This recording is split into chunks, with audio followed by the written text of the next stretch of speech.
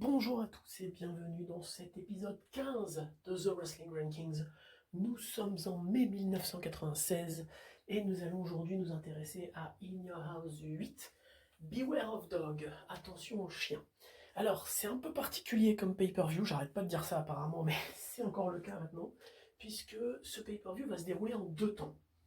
Pour vous expliquer simplement la situation, le pay-per-view était censé avoir lieu le dimanche 26 mai 1996 à Florence, en Caroline du Sud. Sauf que ce jour-là, la Caroline du Sud est balayée par de nombreuses tempêtes et orages. Et donc, avant le pay-per-view, on a déjà quelques alertes, mais la WWF va à fond dans le pay-per-view, parce que les gens, quand même, commander un pay-per-view, c'est toujours compliqué d'annuler à la dernière minute, d'autant plus que certains ont aussi payé, et puis d'autant plus qu'il y a des fans qui ont payé leur place pour être présents au Florence Civic Center. Et donc, le pay-per-view se déroule normalement au départ. On a le droit au free-for-all, dans la version que j'ai regardée, j'ai le free-for-all, dans lequel on a un combat, et ensuite on a des pay-per-view qui débutent avec le match d'ouverture entre Hunter Stemsley et Marc Mero. Le pay-per-view continue, sauf que dès le début du deuxième combat, qui, il me semble, était Savio Vega contre Stone Cold Steve Austin dans un Caribbean Strap Match, le courant va sauter à cause de l'orage, et résultat, les catcheurs vont combattre dans le noir. Alors c'est exceptionnel parce qu'on va avoir il y a eu des images, il y a des images qui sont diffusées durant le pay-per-view, on voit des gens qui en effet font des flashs de lumière avec leurs appareils photo, mais on voit rien. Et le pay-per-view va avoir lieu comme ça tout du long. Jusqu'à environ, ça a duré environ 1 heure cette panne de courant, puis au bout d'1 heure, le courant va être remis pile pour le main event entre Shawn Michaels et le British Bulldog Davey Boy Smith. Sauf que évidemment la WWF, pendant ce temps-là, le pay-per-view qui est diffusé en direct à la télé, ils ont rien, ils ont aucune image puisqu'il n'y a pas de caméra, il n'y a aucune image qui peut être diffusée, pas de retransmission. Donc du coup la WWF va décider immédiatement que le pay-per-view va être diffusé une deuxième fois 2 jours plus tard, le mardi 28 mai 1996. Ce coup-ci, ce sera à Charleston, en Caroline du Sud, donc un peu plus loin, puisque peut-être que le Florence Civic Center est déjà arrivé. Et surtout, ce sera un décor différent. Donc si vous regardez, si vous regardez la version officielle du pay-per-view, vous allez avoir, si vous avez la chance, le free-for-all, le match Hunter Stemsley, Marc Mero. Ensuite, vous aurez directement le match de championnat du monde, ce qui arrive quasiment jamais dans un pay-per-view, que le match de championnat du monde soit le deuxième combat de la soirée. C'est souvent soit le main event, soit le pré-main event, soit vraiment ça arrive au milieu du pay-per-view si jamais il y a quoi que ce soit. Et tous ces trois matchs-là auront lieu avec le décor in-house, c'est-à-dire la maison avec le faux garage d'où rentrent les superstars.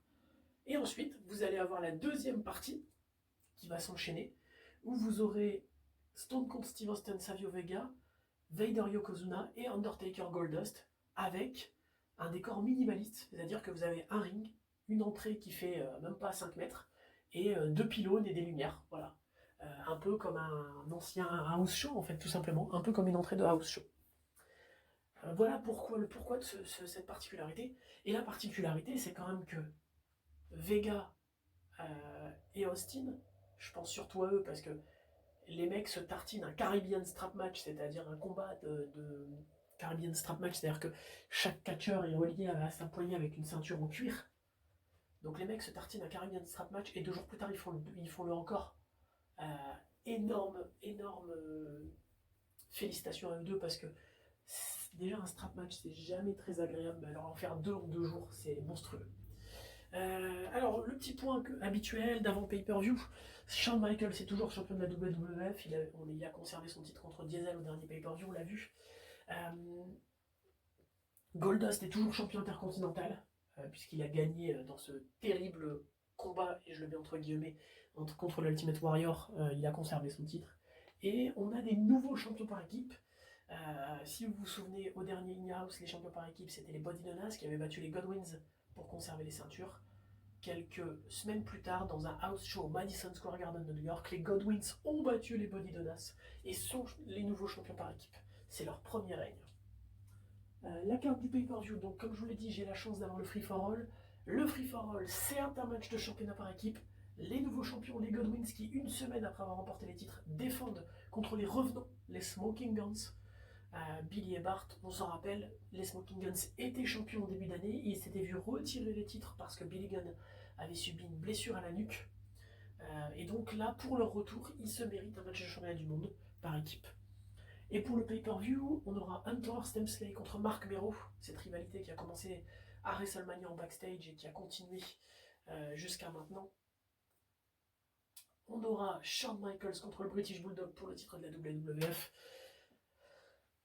Stone Cold Steve Austin contre Savio Vega dans un Caribbean Strap Match. Alors ce qui rend encore plus intéressant les choses, c'est que au départ c'était simplement un Caribbean Strap Match. Au premier In Your House c'était censé être ça. Mais au deuxième In Your House, c'est-à-dire au encore Beware of Dog 2 le 2 jours plus tard, et bien la veille, il y a eu Monday Night Raw, donc c'est-à-dire qu'il y a In Your House, Monday Night Raw, In Your House, dans la chronologie, et à ce Raw, Ted DiBiase a annoncé que si Savio Vega perdait le match, à l'origine, Savio Vega était obligé de devenir le chauffeur de Ted DiBiase. Mais là, DiBiase va rajouter une stipulation, c'est que si Savio Vega remporte le match, c'est-à-dire que si Stone Cold Steve Austin perd, Ted DiBiase va quitter la WWF. Donc ça rend le match encore plus intéressant. On aura Vader contre Yokozuna dans la guerre des mammouths, des mastodontes. Et enfin, Goldust contre l'Undertaker dans un casquette match pour le titre intercontinental. Alors je peux me tromper, mais il me semble que c'est la seule et unique fois dans l'histoire où le titre intercontinental sera défendu dans un casquette match. Et en plus, je pense que c'est la seule et unique fois, il faudra que je vérifie. En tout cas en pay-per-view, je suis quasiment sûr de moi, c'est la seule et unique fois où l'Undertaker va challenger pour le titre intercontinental. Et je me demande si c'est pas la seule et unique fois dans sa carrière où il va challenger pour le titre intercontinental. Le pay-per-view, donc en tant que tel, on commence avec le free for all, le match de championnat par équipe entre les Godwins et les Smoking Guns. En plus d'être les nouveaux champions par équipe, il y avait une petite histoire entre les Godwins et l'ancienne manager des Body Donnas, Sonny, qui avait réussi à charmer, entre guillemets, Phineas Godwin. Et on apprend avant le match que au Madison Square Garden, les Godwins sont devenus champions par équipe, mais après le match, en backstage, Sonny a réussi à convaincre Phineas de lui signer un papier qui la rend co-manager des Godwins avec Hillbilly Jim. Donc Sonny passe de manager des champions par équipe les Body Donnas à co-manager des champions par équipe les Godwins. Magnifique management de la part de Sonny. Le match va être très court, il va durer 3 minutes. Montre chrono. Sonny va vouloir distraire Billy Gunn, sauf que Billy Gunn va lui rendre l'appareil et la choper et l'embrasser. Ça va surprendre Phineas qui va être complètement abasourdi par ce geste. Bart va lui porter une back suplex et faire le tomber pour le compte de 3. Et on a des nouveaux champions par équipe, les Smoking Guns. Une semaine après le sacre des Godwins, les Smoking Guns sont les nouveaux champions. Les titres par équipe ont changé 7 jours après avoir déjà changé. Les Godwins sont abasourdis. Et on se demande ce qui va se passer de la suite des événements. On débute le pay-per-view avec la rivalité Hunter Stemsley contre Marc Mero. On s'en rappelle, à WrestleMania, Hemsley, qui était accompagné par Sable au ring, est en train de l'insulter en backstage. Il percute involontairement Marc Mero. Marc Mero va mal le prendre. Ils vont se bagarrer en backstage. Il va y avoir des confrontations à Raw, etc. Au dernier In Your House, Marc Mero affrontait le 1-2-3 Kid dans le free-for-all. Hemsley est intervenu et grâce à l'aide du 1-2-3 Kid a porté son pedigree à Mero. Et donc là, on se retrouve avec le match décisif entre les deux. C'est un très bon combat. Hemsley est fantastique dans le ring à cette époque. C'est-à-dire qu'il choisit une partie du corps et il va travailler dessus tout le temps. Trop souvent, on a des catcheurs qui, par exemple, vont s'attaquer au genou de leur adversaire et qui, d'un coup, vont le balancer l'épaule contre le ring et du coup, vont s'attaquer à l'épaule en oubliant tout le travail fait sur le genou. C'est dommage. Là, Hemsley va avoir une ouverture, c'est-à-dire qu'il va balancer Marc Mero dans le coin du ring. Mero va se blesser à l'épaule et Hemsley va faire 10 minutes de travail sur l'épaule. Mero va revenir ensuite. Il y a un moment assez terrifiant où Mero va porter un somersault de plancha par-dessus la corde. Il va atterrir très mal sur son genou. J'ai vraiment cru que c'était démoli le genou, mais il continue le combat derrière, donc c'est plus de peur que de mal. Au final, Hemsley va se laisser distraire par Sable, va vouloir porter un pedigree à Mero. Mero va contrer avec le coup de la fronde, donc la catapulte. Hemsley va se prendre la tête première dans le poteau et Mero va remporter le combat par le compte de 3. Et mettre fin à leur rivalité. Le deuxième combat, c'est le combat de championnat du monde, du coup, puisque dans l'ordre chronologique du pay-per-view, on a d'abord la partie In Your House du dimanche et ensuite on aura la partie. Donc on passe au combat entre Shawn Michaels et le British Bulldog. L'histoire autour de ça, c'est pas une fantastique storyline pour Shawn Michaels. Ce qui est surprenant, je pensais au départ que c'était une storyline qui avait été faite pour punir Shawn Michaels par rapport au Curtain Call Incident, puisque je vous en ai parlé au dernier pay-per-view. Razor Ramon, Scott Hall et Big Daddy Cool Diesel, Kevin Nash vont quitter la WWF. Leur dernier soir, ce sera le 19 mai, je crois. Oh bah si, c'est le 19 mai, c'est au Madison Square Garden, c'est là où les Godwins deviennent champion du monde. Le main event, c'est Shawn Michaels contre Diesel dans un Steel Cage match multi de la WWF. Michaels va gagner. Après le combat, Michaels, Hemsley, Hunter Hearst Hemsley, Kevin Nash, donc Big Daddy Cool Diesel et Scott Hall, Razor Ramon vont tous les quatre se retrouver dans le ring et s'embrasser pour dire au revoir aux fans, pour que Nash et Hall puissent dire au revoir aux fans, puisqu'ils signent à la WCW. D'ailleurs, Scott Hall fait son apparition le lendemain du In Your House et la veille du In Your House 2, le lundi 27 mai. Scott Hall, Razor Ramon va faire ses débuts à la WCW ce soir-là. Et c'est ce qu'on va appeler le Curtain Call Incident, sauf que ce qui s'est passé là ne va pas plaire à tous les anciens. Les Gorilla Monsoon, les Tony Garea, les Briscoes, Patterson, etc. vont très mal le vivre. Et du coup, Vince n'aura d'autre choix que de punir certaines personnes. Nash et Hall partant à WCW, il ne peut plus les punir. Michael, c'est champion du monde, tu ne peux pas trop le punir. Donc c'est Hemsley qui va tout prendre. Et je pensais au départ, en me rappelant de cette rivalité, je me suis dit c'est peut-être une punition. Mais elle commence à In Your House, donc il n'y a pas de logique. Je ne sais pas pourquoi cette rivalité a été faite pour Shawn Michaels. Je pense qu'il n'y avait pas besoin de ça. Alors pour vous expliquer simplement la storyline, le British Bulldog accuse Shawn Michaels d'avoir voulu coucher avec sa femme Diana Smith. Quand on voit la gueule de Diana, clairement personne ne voudrait coucher avec elle, elle est dégueulasse, excusez-moi du terme, mais c'est le cas. Et donc il va y avoir toute cette storyline autour de Michaels qui est un womanizer entre guillemets. On va avoir Marty Jannetty qui va dire ouais, Shawn Michaels à l'époque quand on était dans les Rockers il allait voir toutes les femmes mariées. On va avoir une femme anonyme qui va témoigner en disant oui, il a brisé mon mariage, etc. Quelques semaines plus tard, Cornette avouera que toute cette histoire a été inventée pour déconcentrer Shawn Michaels et permettre au British Bulldog de devenir champion du monde. Mais pour moi, la rivalité, cette storyline est mauvaise, elle est nulle. Il y a des storylines qu'il ne faut pas faire. Et là, la storyline d'avoir un homme, d'avoir ton champion du monde vu comme un prédateur, excusez-moi du terme, mais 20 ans plus tard, c'est comme ça qu'on va appeler les gens. Ta storyline d'avoir ton champion du monde vu comme un prédateur sexuel, c'est pas ouf. C'est pas ouf. Et je pense que Michael n'avait pas besoin de ça dans son règne, parce qu'il va déjà être en plein dans son règne dans une période compliquée. La WCW va commencer à démolir la WWF dans les ratings, donc Michael va s'en prendre plein le dos de tout ça en se disant c'est de sa faute. Les anciens vont dire oui, c'est Michael, si c'est pas gérer la WWE, etc. Alors que ça n'a rien à voir. C'est juste une période qui fait ça, quoi. Michaels va donc affronter le British Bulldog pour ça. Juste avant le combat, Michaels va avoir un truc de juriste pour le déconcentrer là aussi. Évidemment, ça ne mènera à rien. Le combat est plutôt bon. Les deux hommes catchent bien. Il va y avoir quelques loupés dedans, mais les deux hommes sont plutôt bons dans le ring. Le finish, par contre, va pour moi faire perdre des points au résultat du combat. Le finish, c'est le Bulldog qui va tenter son running power slam. L'arbitre va être KO à l'extérieur du ring, un autre arbitre va arriver. Le Bulldog va tenter le running power slam. Michaels va tomber derrière lui et contrer et lui porter une German suplex avec un ponté. Et les deux hommes vont se faire compter les épaules au tapis. Earl Hebner, qui est l'arbitre d'origine du combat, va compter les épaules du Bulldog. Mike Yoda, qui est l'arbitre qui l'a remplacé quand Hebner s'est fait démolir à l'extérieur du ring, va compter les épaules de Michaels. On va avoir un match nul. Michaels va conserver le titre et ça va nous amener à un rematch au King of the Ring. Pour moi, c'est un bon combat. Ça aurait pu être bien mieux parce que les deux hommes sont capables de bien mieux. Bulldog est un très bon catcheur quand il met ses bottes de catcheur. Quand il a envie, quand il se donne les moyens, c'est un très bon catcheur. On l'a vu dans des combats on le verra par la suite contre Owen Hart, on l'a vu précédemment contre Brett ou contre Shawn Michaels au début des années 90.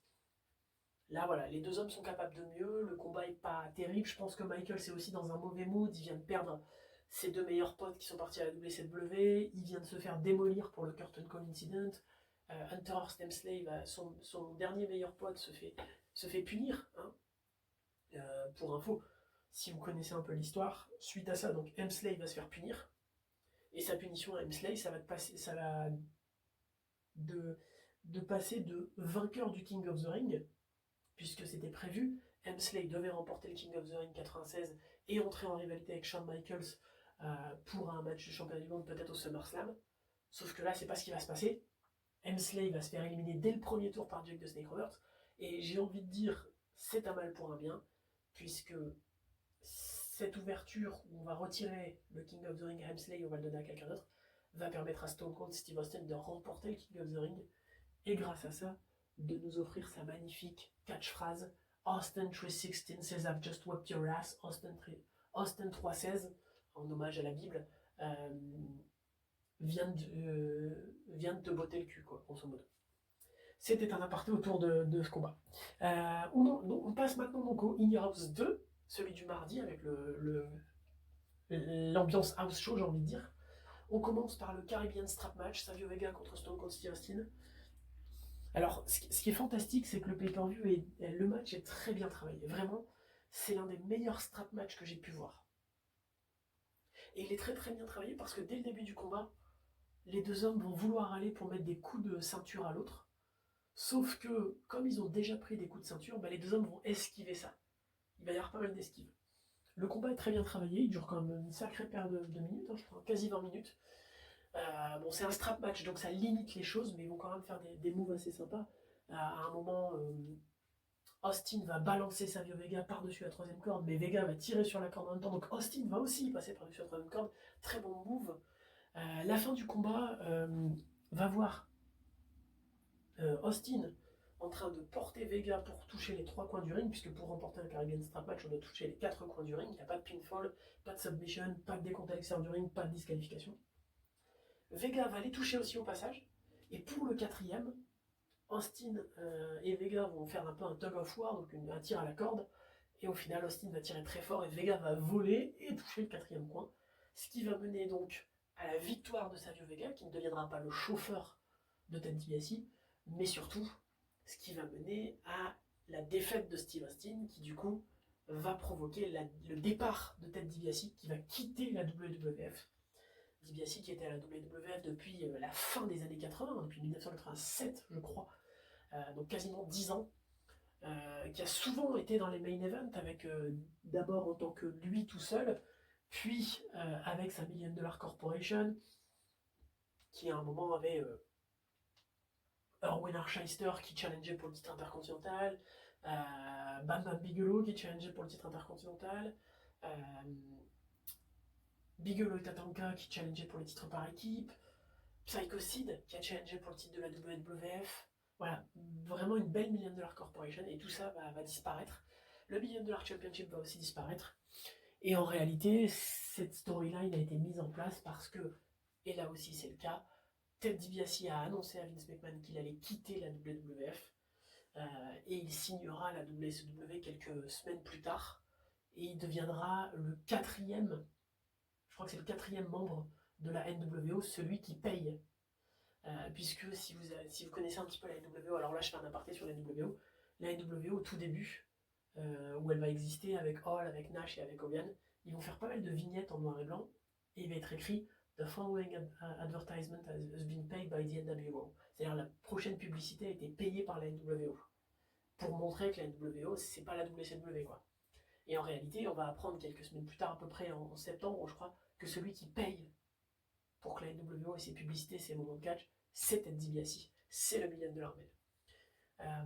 On enchaîne donc avec le combat Vader-Yokozuna, la rivalité on la connaît, au Royal Rumble Vader a fait ses débuts, Cornette du coup s'est allié à lui, relâchant un petit peu son poulain Yokozuna. Les deux hommes vont se foutre sur la gueule pendant le Royal Rumble match et se faire éliminer par Shawn Michaels. Yokozuna va turner babyface en février quand Jim Cornette va l'humilier en public après un combat par équipe perdu entre British Bulldog et Yokozuna contre Shawn Michaels et Big Daddy contre Diesel. Yokozuna va devenir fou, il va attaquer Cornette, il va se faire attaquer par le Bulldog et Owen Hart. Il va devenir babyface. Et peu de temps après WrestleMania 12, il va y avoir un combat Vader contre Yokozuna à Raw. Et durant ce combat, Yokozuna qui va se faire distraire par Jim Cornette va se prendre un coup à l'arrière du genou alors qu'il voulait porter le banzai drop par Vader. Il va tomber, donc la jambe coincée sur la corde, et Vader va lui porter 3 Vader bombes sur le genou, le blessant officiellement au genou. En réalité, c'est juste pour lui faire, pour faire monter un petit peu la rivalité. Il va faire son retour à In Your House pour affronter Vader, donc dans ce match 1 contre 1. J'avais un petit peu peur, je dois l'avouer. Yokozuna est dans sa période, dans sa fin de carrière à la WWF, et il devient plus gros par le jour. Là, il est annoncé à 641 pounds, ce qui veut dire 641 pounds. Si je vous fais la conversion, c'est énorme. Hein. Je vous le dis, c'est absolument énorme. On va regarder la conversion. Alors, 641, ça nous fait du 291 kg. C'est monstrueux, c'est le plus gros personnage de l'histoire de la WWF. Et donc, suite à ça, il va y avoir ce combat donc, contre Vader et Yokozuna qui va m'effrayer un petit peu. Mais au final, c'est assez intéressant parce que Yokozuna va tout de suite rentrer en mode j'ai envie de démolir Vader. Il va y avoir une petite période qui va draguer un peu le match vers le bas parce que Vader et Yokozuna vont être en mode. Yokozuna va le provoquer en mode sumo. Moi, je me mets en mode sumo. Vader va se mettre en mode ancien footballeur américain. Ça va durer 3 fois. À la 3e fois, Yokozuna va prendre l'avantage. Il va s'attaquer à Vader et intelligemment, il va s'attaquer au genou de Vader. Et c'est intéressant parce que du coup, ça démontre un peu ce côté. Attends, tu m'as blessé au genou, et ben moi aussi je vais te blesser au genou. Et ça, c'est intéressant. Le combat est pas mauvais en tant que tel.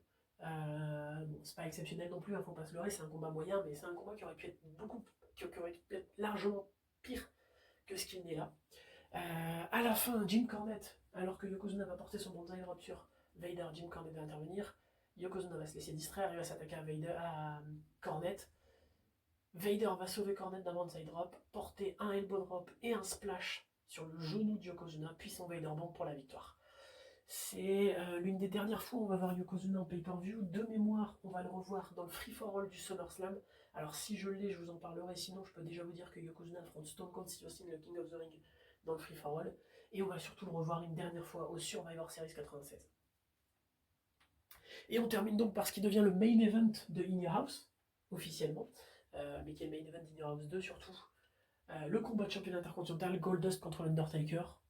Pas vraiment de rivalité entre les deux. Goldust a juste voulu faire des mind games avec l'Undertaker. Résultat, l'Undertaker se venge avec d'autres mind games, puisqu'il va ramener un cercueil doré avec une étoile d'Hollywood notée Goldust dessus.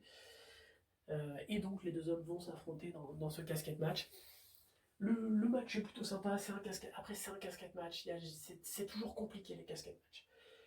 Le match n'est pas mauvais au demeurant, mais un casquette match c'est assez réduit. C'est-à-dire qu'on ne peut pas faire grand chose. Alors, il va y en avoir des très bons, il va y en avoir des moins bons. Mais la finalité, c'est qu'on aura toujours ce côté, ces périodes où je vais te balancer dans le cercueil, ah bah non, il sort son bras, je vais te balancer dans le cercueil, ah bah non, je tiens Voilà, quand on regarde un casquette match, quand on a des bons catcheurs, on est capable d'avoir des moves assez intéressants.